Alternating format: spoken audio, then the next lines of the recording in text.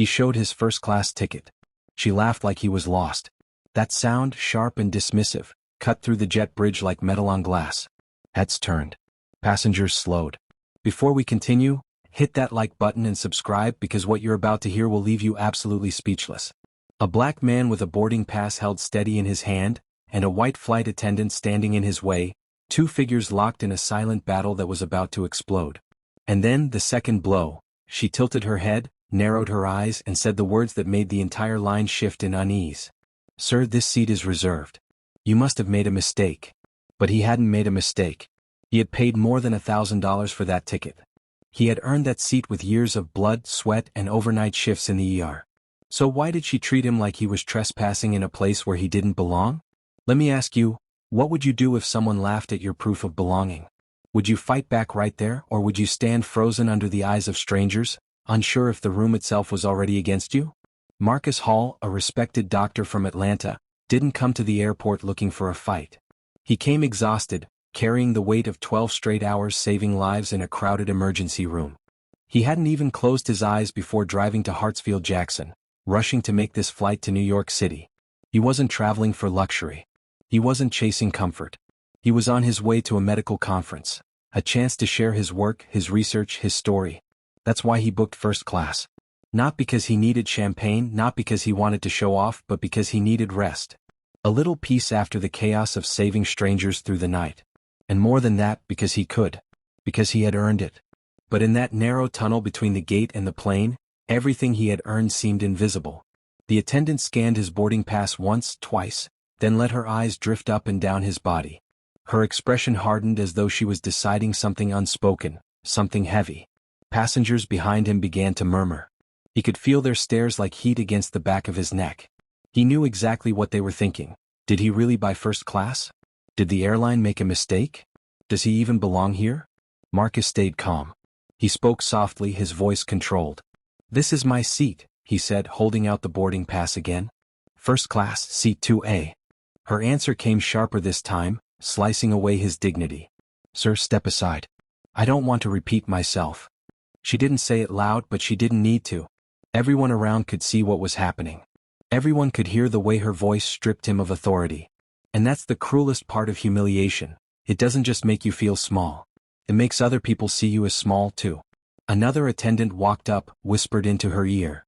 Their eyes darted toward Marcus, then back at the screen. Within seconds the decision was made. The same airline that had taken his money was now treating him like a fraud. A uniformed staff member arrived. No raised voices, no official explanation. Just the silent, suffocating message of authority. "Sir, please come with us." And that was it. Marcus Hall, ER doctor, taxpayer, first-class passenger, was escorted out of line like an intruder. His seat still waiting inside the cabin, but his body forced back into the terminal. The people in line said nothing. Some looked away. Some watched with quiet satisfaction. Others kept their faces blank as if neutrality excused silence. Marcus walked back into the terminal with humiliation burning under his skin. But what none of them knew was this: he wasn't finished. The same quiet man they had dismissed was about to change the entire flight. And here's where you'll want to stay with me, because what Dr. Marcus Hall did next, just minutes later, would leave the whole cabin in shock. Marcus stood in the terminal, the boarding pass still in his hand like a useless scrap of paper. Around him, the flow of passengers moved on, unbothered, like his humiliation was just another delay in the airport routine. But inside him, something shifted. The humiliation hadn't broken him. It had lit a fuse. He thought about the words she used. "Sir, this seat is reserved. You must have made a mistake." Reserved for who? Mistake for what? It wasn't a slip of policy. It was a slip of judgment. One look at his skin, and suddenly the system decided he didn't belong in first class. You ever notice how rules only get strict when it's you on the other side of them? That's the cruelty of operational necessity. They call it random, they call it policy, they call it discretion. But who gets the short end of that discretion time after time? Marcus knew the answer. And so did the gate agent. Because when he asked again, pressing gently for the truth, the agent lowered her voice and admitted something that made the blood in his veins run hot. "It's not a mistake, sir. The airline sometimes reassigns seats, but it only seems to happen to certain people. Think about that for a second. Not a mistake. A pattern. A shadow rule nobody writes down but everybody enforces. That quiet confession wasn't just about one seat on one flight. It was about a system where belonging comes with conditions, and dignity can be revoked with a whisper. Marcus clenched his jaw, but he didn't argue. He didn't raise his voice. Not yet.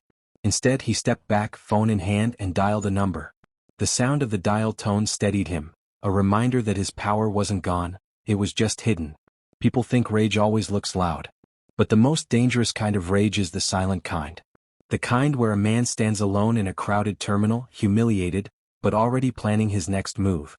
And here's the part nobody around him saw. While the flight attendant thought she had stripped him of authority, Marcus was already setting the stage for a reversal so sharp, it would leave the entire cabin stunned. Because in less than 10 minutes, the balance of power on that plane was about to shift. Marcus didn't storm the counter. He didn't shout at the attendant who looked away like he wasn't even there. Instead, he stepped back, thumbed through his phone, and made one short call. His voice was calm, low, measured, like a man who had seen too much chaos in the ER to waste energy on yelling. From the outside, it looked like nothing. Just another tired traveler pacing the terminal with a phone pressed to his ear. But inside, the temperature had shifted. His humiliation was no longer just personal, it had become fuel. Think about it. How many times have you seen someone stripped of dignity in public, left to swallow the insult so the experience of others isn't disturbed? That's the language they use. Discretion, operational necessity, random reassignments. But the randomness always seems to point in the same direction. Marcus knew that if he walked away now, this flight attendant would tell the story later like she had corrected a mistake, like he didn't belong where he had paid to sit. That story would live longer than his silence. And he refused to let it. Minutes ticked by. The crowd moved on. New passengers filled the gate area, dragging carry-ons, scrolling their screens. Nobody noticed the quiet man by the window, phone still pressed to his face. Nobody saw the storm building. Then it happened. He ended the call, walked back to the counter, and placed his ID down with steady hands. The agent typed, frowned, typed again. Suddenly her eyes widened. The screen lit up with confirmation codes, dozens of them. Seat after seat locked in his name. Marcus hadn't just bought himself another ticket. He had bought every single open seat on that plane. Imagine the silence as that realization rippled through the staff. The same man they escorted out minutes earlier now controlled the flight. Not by protest, not by begging, but by pulling a lever most people never even knew existed. And here's the twist most passengers would never learn. This wasn't just revenge. It was strategy. Because Marcus wasn't interested in one seat anymore. He was interested in exposing the shadow rule the gate agent had whispered about. The one that only seemed to target certain people. So when the announcement finally echoed through the speakers, "Ladies and gentlemen, due to operational adjustments, seating arrangements have been updated," the passengers had no idea what was really unfolding behind the curtain. What Marcus did next would decide whether this story ended as just another quiet act of racism, or as the spark that pulled the mask off an entire system. And as he stepped toward the jet bridge again, the attendants stiffened, their smiles rehearsed but their eyes betraying fear. Because this time, Marcus wasn't coming back as a passenger. He was coming back as the man who owned their flight. The silence in the jet bridge was louder than any announcement. Dr. Marcus Hall stood frozen as the flight attendant's voice echoed behind him. "Sir, please step aside. We need to verify something." It wasn't just her tone, it was the way her words carried through the air, like a quiet verdict already handed down. The passengers in line shifted uncomfortably, but no one spoke. A man in a navy suit raised his brow, smirking like he had seen this before. A woman clutched her designer purse tighter, inching away as though Marcus was somehow out of place among them. And yet, in his hand, that small rectangle of paper, a first-class boarding pass, shouted the truth they refused to see. He belonged there. But here's the ugly part. Nobody defended him. Nobody said, "He paid for his seat." Instead, whispers floated through the air like smoke. "Maybe he's confused. Probably upgraded last minute." These mistakes happen. But the stares told the real story. It wasn't the boarding pass they doubted, it was him. Imagine the humiliation of standing in a space you earned, yet being treated like an intruder. Have you ever felt that before? Judged before you even open your mouth? As Marcus tried to explain again, calmly, clearly, the attendant's eyes hardened. She leaned to another crew member and whispered, her lips tight, her tone urgent but hushed. And just like that, 2 security staff appeared. Their presence didn't just escalate the scene, it announced it. Now every pair of eyes in that line was locked on him. The metallic clang of a rolling suitcase hitting the floor, the nervous cough of a passenger pretending not to watch, the shifting weight of strangers trying to avoid his gaze, all of it built a theater of judgment. And Marcus was trapped center stage. But here's the part that stung the most. When the agent gently but firmly asked him to step out of line, not a single passenger spoke up. Not one person questioned why a black man with a valid first-class ticket was being led away. Their silence was its own verdict, quiet approval dressed up as discretion. Now pause here. What would you have done if you were in that line? Would you have spoken up, or stayed quiet like the rest? Comment your answer. Because the truth is, silence can cut sharper than words. And as Marcus walked back down the jet bridge, the sting of silence stayed with him more than the escort's grip. But what happened at the gate minutes later, when one employee finally slipped him the truth, changed everything. The quiet confession waiting at the counter would flip humiliation into revelation. Dr. Marcus Hall stood in the terminal, his first-class ticket still clutched between his fingers. To anyone passing by, he looked like just another traveler waiting for a flight. But inside, humiliation churned into something heavier. He had been escorted out like a trespasser, stripped of dignity in front of strangers. And now he stood there wondering, was it just incompetence or something darker? The crowd at the gate kept its distance, their glances sharp but fleeting. A businessman tugged at his tie, avoiding Marcus's eyes. A mother whispered to her teenage son, steering him away. People pretended not to see him, but they saw everything. His presence made them uncomfortable, as though his very existence had disrupted the natural order of who belonged in first class. And then it happened. The gate agent, a young woman with tired eyes and a voice just above a whisper, leaned over the counter. She motioned him closer, checking over her shoulder before speaking.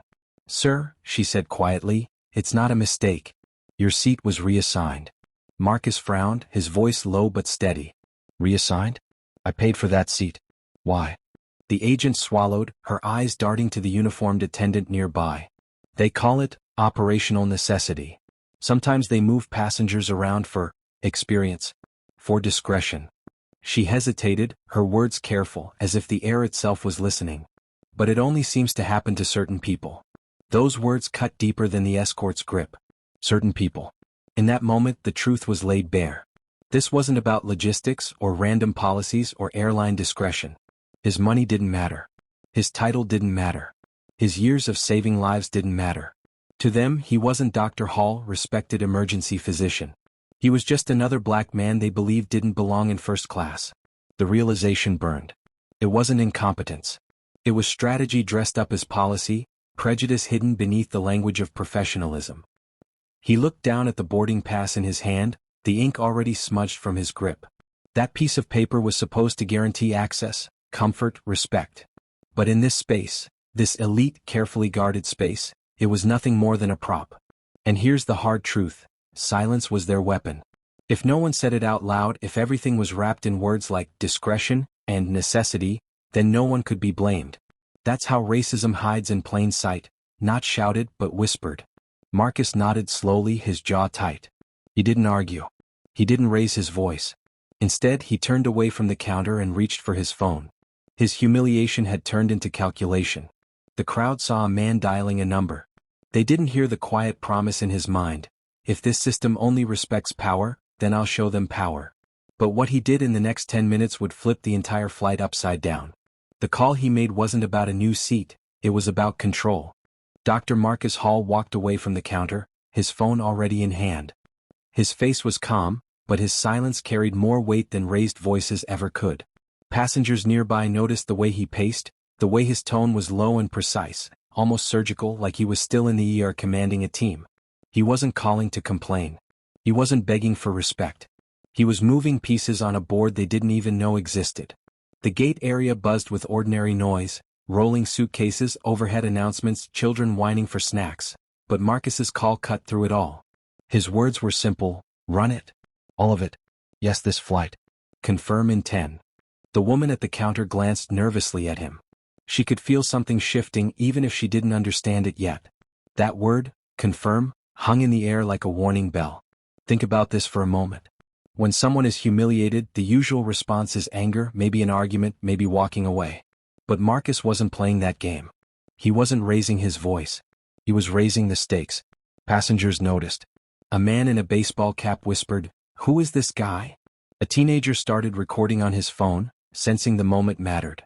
Even the flight attendant who had blocked Marcus earlier peeked from the jet bridge, her confidence flickering. Because here's the truth, power doesn't always scream. Sometimes it whispers into a phone and lets silence do the rest. Within minutes, Marcus ended the call and slipped the phone into his pocket. He didn't smile. He didn't explain. He simply walked back toward the counter, steady and unhurried. This time the air shifted around him. Something was about to break, and it wasn't him. The system would light up in moments, and when it did, every passenger would learn that Dr. Hall now controlled more than just one seat. At first, nothing looked different. The same passengers stood in line, the same rolling bags bumped against tired legs, the same clipped announcements echoed overhead. But then, without warning, the gate's computer system flickered. The attendant's face shifted. Her eyes widened, then narrowed as if she'd just seen a ghost hiding in plain sight. Dr. Marcus Hall didn't move. He stood calm, phone still in his hand, watching her reaction like a surgeon waiting for a monitor to beep. He didn't need to say a word. The system had spoken for him. Excuse me, the attendant muttered, waving over a colleague. They huddled behind the counter, whispering frantically. Fingers tapped the keyboard, faster and faster, as if typing hard enough could undo what the screen revealed. Passengers began to notice. A man in a gray suit leaned forward, curious. A young woman pulled out her phone, recording the confusion. And then came the announcement no one expected. Attention passengers, the gate agent stammered. We're experiencing a seating adjustment. Please remain patient as we resolve an operational necessity. Operational necessity. There it was, the corporate mask for chaos. But this wasn't random. It wasn't discretion. It was the ripple effect of Marcus's call. Because the truth was out, every open seat on that plane now belonged to him. Gasps broke through the crowd. A passenger blurted, "Wait, what do you mean oversold?" Another demanded, "How is that possible?" But their protests were swallowed by the reality flashing on the monitors. Marcus Hall controlled the cabin. Think about that. 10 minutes earlier he was treated like a trespasser. Now the system itself bent around his decision. The very airline that tried to humiliate him was scrambling to serve him. The whispers grew louder. Some passengers looked impressed, others resentful. One muttered under his breath, "Money always wins." Another snapped, "So what, he bought his way in?" But the real question hung heavier than all the noise.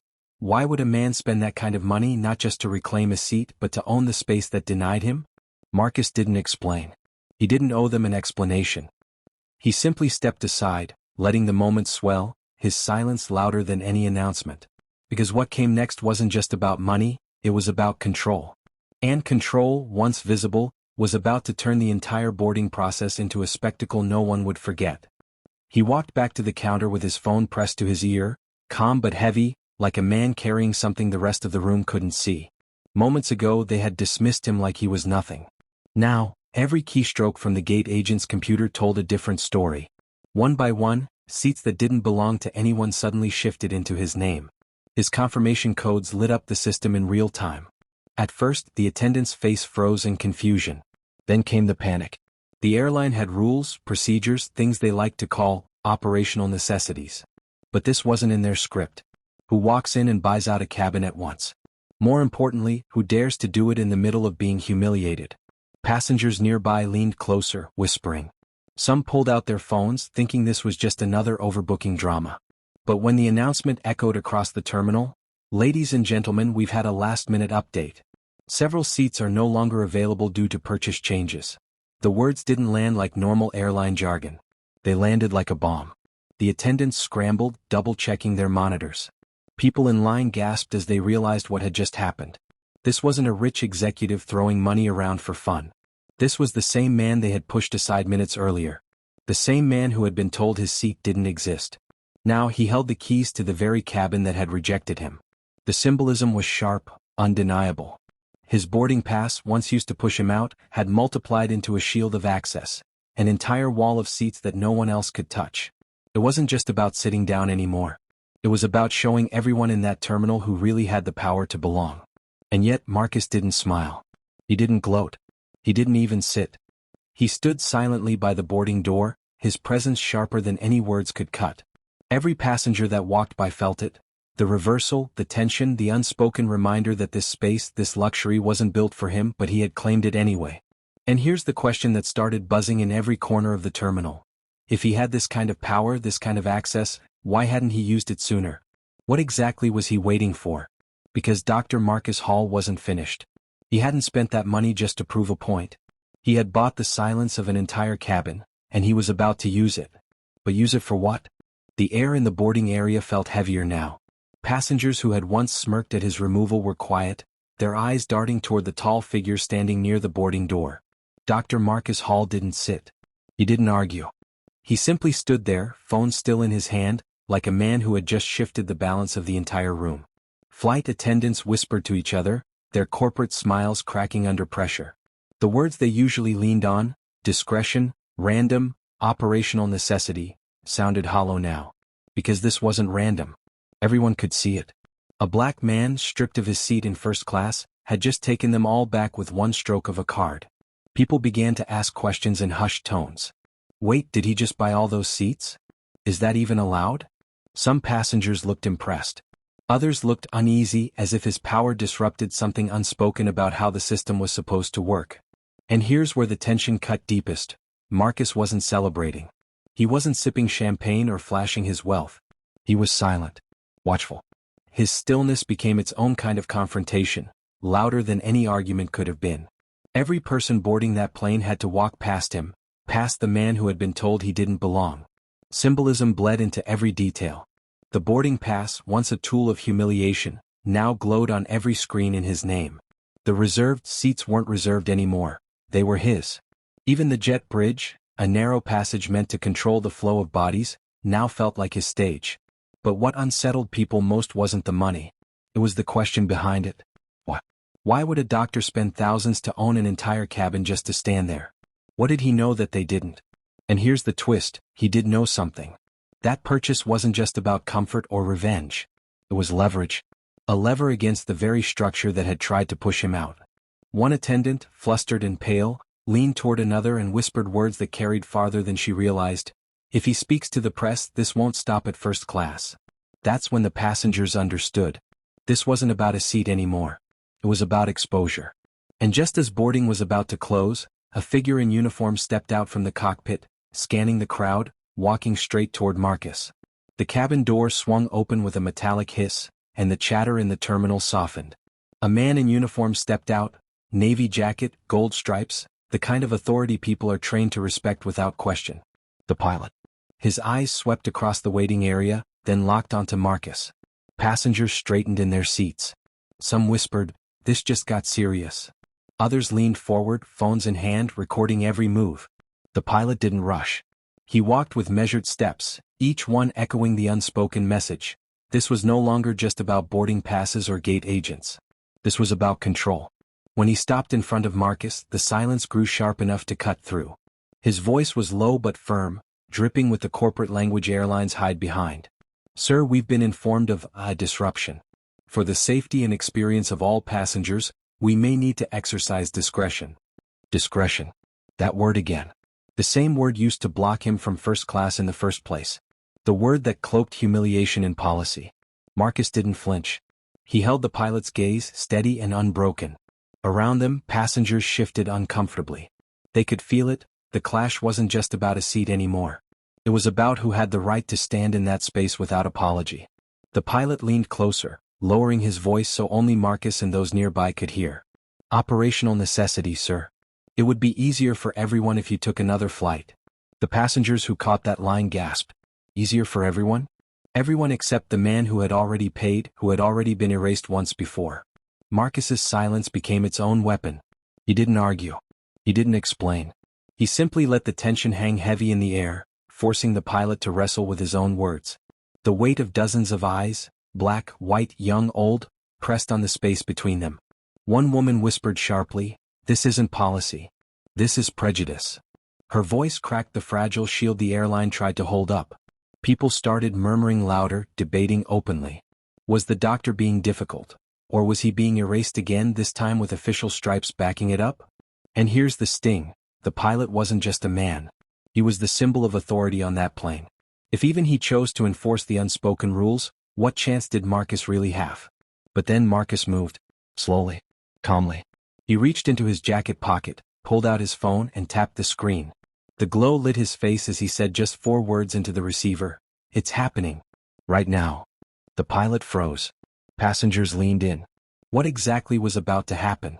The words hung in the air like smoke. "It's happening. Right now." Marcus's voice was calm, almost too calm. That calmness scared people more than shouting ever could. The pilot's jaw tightened. He glanced toward the gate agents, then toward the flight attendants. No one moved. Passengers shifted in their seats, whispering guesses. Some said Marcus was calling a lawyer. Others insisted he must know someone higher up in the airline. A few whispered the boldest thought of all. Maybe the media was already listening. Every second of silence stretched like a rope pulling tighter around the crew. For the first time, it wasn't Marcus who looked like the problem.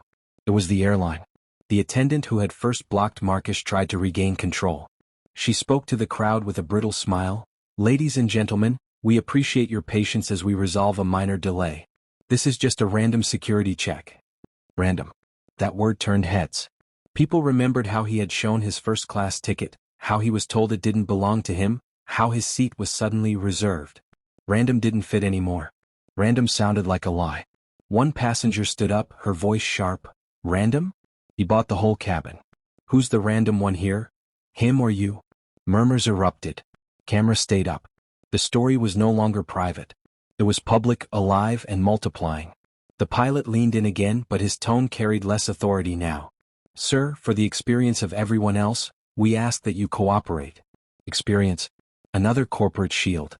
Experience meant comfort for some, silence for others. Marcus stayed still, the phone still in his hand, the line still open. Whoever was on the other side hadn't spoken loud enough for the crowd to hear, but Marcus's presence said everything. He wasn't bluffing. He was documenting. Passengers felt the shift. What began as humiliation was turning into exposure. People asked themselves, if this was caught on tape, if it reached the right eyes, how far could it go? And then it happened. A gate agent's phone buzzed. She looked down at the screen, her face draining of color. She whispered to the supervisor beside her, too low for most to hear, but just loud enough for one passenger near the desk to catch 3 words. "They're watching already." The passenger repeated it, and the phrase rippled like electricity through the crowd. Who was watching? The airline's headquarters? The press? Someone higher? The pilot turned back to Marcus, his voice tighter now. "Sir, who exactly are you talking to?" Marcus finally lifted his eyes from the phone, steady and unreadable. And that's when he smiled. When Dr. Marcus Hall finally stepped back toward the jet bridge, the air inside the terminal seemed to freeze. He wasn't walking like a man who had been embarrassed minutes earlier. He walked like someone who now controlled the very ground others were standing on. The gate agent straightened nervously as his phone buzzed again. Confirmation codes were still flashing across the system, each one stamped paid, verified, processed. What most passengers didn't realize yet was that the man they had watched being escorted out wasn't coming back for just one seat. He was coming back as the legal holder of nearly every seat left on that aircraft. When Marcus crossed the threshold into the plane, even the flight attendants looked shaken. The same woman who had blocked him earlier shifted her weight, her polished smile cracking. She tried to recover, whispering about operational necessity and company discretion, but her words sounded weak now, hollow. Because everyone on board knew the truth, a line had been crossed. Marcus didn't sit. He didn't buckle in. Instead, he stood at the doorway as passengers filed past, his eyes following each one. Some looked at him with sympathy. Others avoided his gaze, ashamed or afraid to be caught staring. A man in a gray suit muttered, "Unbelievable," while a young woman clutched her phone tighter, recording every second. Have you ever noticed how silence can be louder than shouting? That's what filled the cabin. The rustle of jackets, the thud of carry-ons in overhead bins, it all felt muted under the weight of his presence. Then the captain's voice broke through. Calm, practiced, the kind of tone pilots are trained to use in emergencies. "Ladies and gentlemen, please be patient. There has been a last-minute adjustment to seating arrangements. We thank you for your cooperation." But cooperation with who? That was the question on everyone's mind. The pilot didn't say Marcus's name, but the implication was clear. His decision, his purchase, had just restructured the flight itself. Think about that for a second. A black man denied his rightful seat had now flipped the script so completely that the airline was forced to explain itself in vague corporate language. Adjustment. Experience. Random selection. Words that tried to hide the truth but only exposed it further. Passengers leaned in, whispering. Some saw him as a hero standing in silent defiance. Others muttered about arrogance, about making a scene. And this is where the story divides. Was Marcus overstepping, or was he finally forcing accountability in a space designed to keep people like him out? That tension, the split in public opinion, was the very stage he had created. But before anyone could settle into their side of the debate, a shadow moved down the aisle. It wasn't a flight attendant this time. It wasn't the captain either. It was someone Marcus clearly expected. The person stopped right in front of him, and with the entire cabin watching, whispered a single sentence that made even Marcus's jaw tighten. The stranger leaned close enough that only Marcus could hear, but the cabin was so quiet the silence almost carried the words anyway. It wasn't a mistake, the voice said.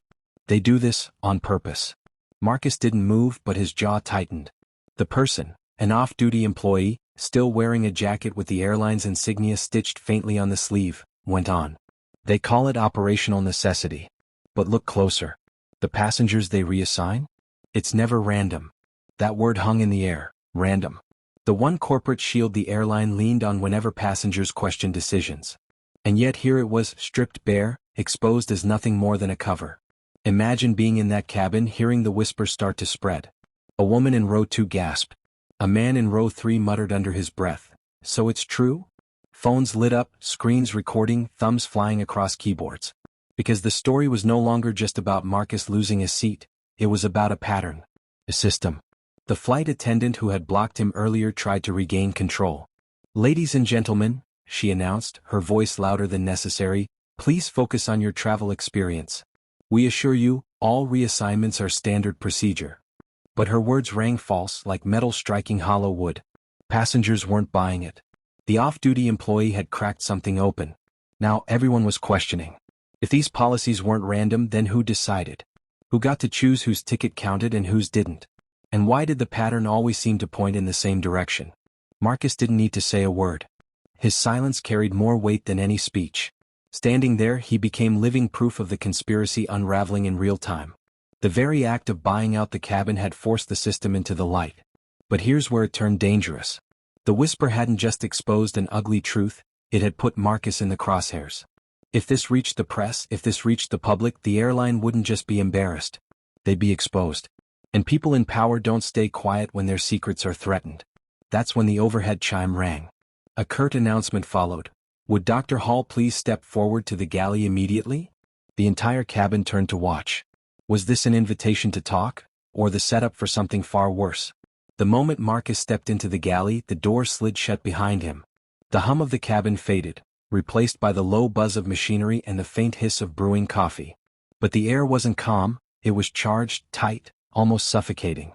Waiting for him stood the lead flight attendant, the same woman who had blocked his seat earlier. This time, her voice was polished, rehearsed, like someone reading from a script. "Dr. Hall, thank you for your cooperation. For the sake of everyone's travel experience, we'd like to resolve this quietly." That word, quietly, wasn't an offer. It was a warning. She went on. "The airline has broad discretion in matters of seating. Operational necessity sometimes requires adjustments. You understand, I'm sure." Her tone wrapped poison in politeness. Each corporate phrase, discretion, operational necessity, adjustments, was a shield designed to hide the truth Marcus had already uncovered. But he didn't answer. He let the silence stretch, forcing her to keep talking. "You've already made your point, sir," she pressed. "Passengers are unsettled. Cameras are recording. If this escalates further, well, it won't look good for anyone. For anyone, or for the airline." That was the real question.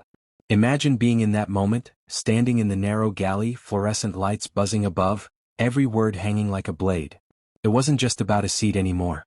It was about whether Marcus would accept being managed, contained, pushed back into a box labeled random policy. And here's where the tension sharpened. Because Marcus wasn't the only one in the galley. The off-duty employee who had whispered the truth earlier had followed. He spoke now, low but firm. "They'll bury this if you let them. It's not the first time. Won't be the last." The lead attendant's eyes flicked sharp as glass. For the first time her mask cracked. "That's enough," she snapped. "Return to your seat." But the damage was done. The mask of professionalism had slipped. The facade of neutrality, gone. The fight was no longer about procedure. It was about exposure. And Marcus knew the passengers in the cabin weren't blind. They had seen him called away. They had seen who followed. Their curiosity was building. All it would take was one misstep, one leaked clip, one moment of truth breaking through corporate control, and the story would spread far beyond this plane. The lead attendant leaned closer now, voice dropping to a whisper sharp enough to cut. "Dr. Hall, if you walk back out there and say a word, the consequences will not end with this flight. Think carefully." Marcus looked at her, then at the off-duty employee. And for the first time he opened his mouth to speak, but what he said made the entire galley fall silent. He didn't sit down. That's what unsettled everyone most. Dr. Marcus Hall had the right to claim his seat. He had earned it, paid for it, fought for it, but instead he stood near the front of the plane like a silent guard. Every passenger had to walk past him, boarding passes clutched tight, eyes darting toward the man who now owned the very cabin he was denied. It was no longer just about first class. It was about power, about presence, about who gets recognized as worthy. His silence spoke louder than any angry shout could have. The attendants avoided his gaze, whispering words like operational necessity and discretion, trying to patch over the shame spilling across the aisle. But no one could unsee what had just happened. A doctor, a lifesaver, a man who had stitched up the wounds of strangers at 3 a.m, had been told he didn't belong in luxury. And when he proved he did, the rules suddenly bent, the language shifted, the air thickened with corporate phrases meant to disguise the truth. Words like random became weapons, soft enough to sound innocent but sharp enough to cut dignity to pieces. Some passengers were angry at the airline. Others mumbled that Marcus had gone too far. But ask yourself, if he weren't black, would his ticket have been questioned at all? Would a white doctor with the same credentials and the same boarding pass have been stopped at the jet bridge? Or would the champagne have been poured without hesitation? That's the question that lingered after the plane touched down. Not what he bought. Not how much money he had. But why he had to prove himself in the first place. Why his seat, his presence, his blackness, was treated as negotiable. And here's the part no one could agree on. Was this just one flight attendant's prejudice, or was it the system itself, quiet, smiling, polished, that had built walls invisible to everyone but the people blocked by them? That's the danger of racism in elite spaces. It doesn't always slam the door shut. Sometimes it simply delays you, reroutes you, makes you feel like an intruder in places your money already paid for. Marcus didn't need to make a speech. His action was enough. A man denied became the man in control, not by shouting, not by begging, but by turning the system's own tools against it. His boarding pass became a symbol. His silence became a protest. And his refusal to sit down became a warning. The rules of belonging aren't written on paper. They're enforced by people, and people carry their biases into the spaces we all pay to enter. So here's where I leave you. Would this story have unfolded the same way if he wasn't black? And if you had been on that flight, standing just a few feet away, would you have spoken up, or stayed silent like most of the cabin did? We've all seen this play out. The most dangerous part is silence. Don't be caught off guard when it happens again. Like and subscribe. Not subscribing? Tell us why in the comments.